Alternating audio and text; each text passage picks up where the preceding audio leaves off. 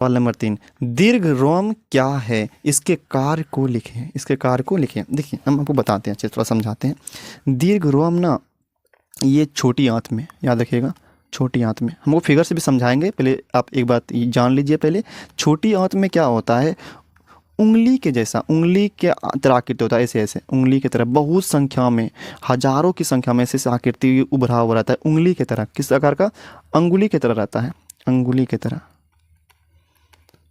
अंगुली की तरह रहता है, और हजारों की संख्या में रहता है, हजारों की संख्या में। आपको दिखाते हैं हम, देखिए उंगली की तरह है, और कितनों संख्या में है ये, हजारों की संख्या में। कहाँ पाया था ये, छोटी आंत में। कहाँ पाया था ये, छोटी आंत में, छोटी आंत में रहता है ये, ठीक है, ये छोटी आंत में। अगर थोड़ा और आपको अच्छे से दिखाते हैं, थोड़ा नज़दीक से देखिए, यहाँ आप देखिए, उंगली की तरह दिखाई दे रहा है ना, उंगली की तरह, देखिए किस तरह दिखाई दे रहा है, ये उंगली की तरह दिखाई दे रहा है, उंगली नुमा संरचना होता है ये। और उसी संरचना को क्या कहते हैं हम लोग, दीर्घ रोम कहते हैं। क्या कहते हैं इसको हम लोग, दीर्घ रोम कहते हैं। और इस संख्या कितनी होती है, हजारों होती है, इन हजारों से मिलता है, हमको ज़्यादा होगा यहाँ पे। और ये पाया कहाँ जाता है, छोटी आंत में पाया जाता है, यही दीर्घ रोम है। ये क्या है, ये दीर्घ रोम है। बस में आया। अब से पूछा, बताइए दीर्घ रोम क्या है। दीर्घ रोम कहाँ पाया जाता है, ये छोटी आंत में पाया जाता है, ये उंगली नुमा संरचना होती है, और ये हजारों की संख्या में मौजूद रहता है छोटी आंत में, ठीक है। देखिए लिखे भी है इसके बारे में, क्या लिखे हैं, छोटी आंत के भीतरी दीवार पर हजारों अंगुली नुमा जैसी रचनाएं भरी रहती है, भारी नहीं, यहाँ पे भरी होगा, ठीक है, भरी रहती है, उन्हें दीर्घरोम कहते हैं। यही जो उंगली नुमा संरचना दिख रहा है ना, हजारों की संख्या में, ये छोटी आंत के भीतरी दीवार में है, ये अंदरूनी दीवार में है ये।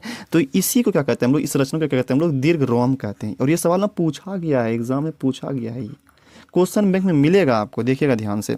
तो छोटी आंत की भीतरी दीवार पर हजारों उंगली नुमा जैसी संरचनाएं भरी रहती है, उन्हें क्या कहते हैं हम लोग, दीर्घरोम कहते हैं, ठीक है।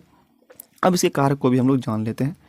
देखिए इसका मुख्य कार्य क्या है, भोजन को अवशोषण करना। क्या करता है, इसका मुख्य कार्य क्या है, इसका मुख्य कार्य जो है वो भोजन का क्या है, अवशोषण करना है। क्या है, अवशोषण करना है, ठीक है।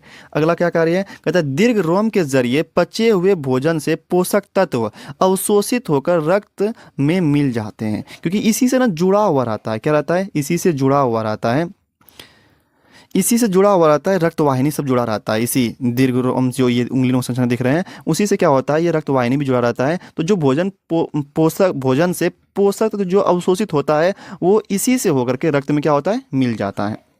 तो पहला क्या बोलेंगे, पहला कार्य क्या है इसका, ये इसका मुख्य काम क्या है, भोजन का अवशोषण करना है। क्या है इसका मुख्य काम, भोजन को अवशोषण करना है। दूसरा काम क्या बोलेंगे, दीर्घ रोम के जरिए, मतलब इसी के जरिए क्या होता है, भोजन से जो पोषक तत्व अवशोषित हुआ वो किसे मिलता है, रक्त में मिल जाता है, ठीक है।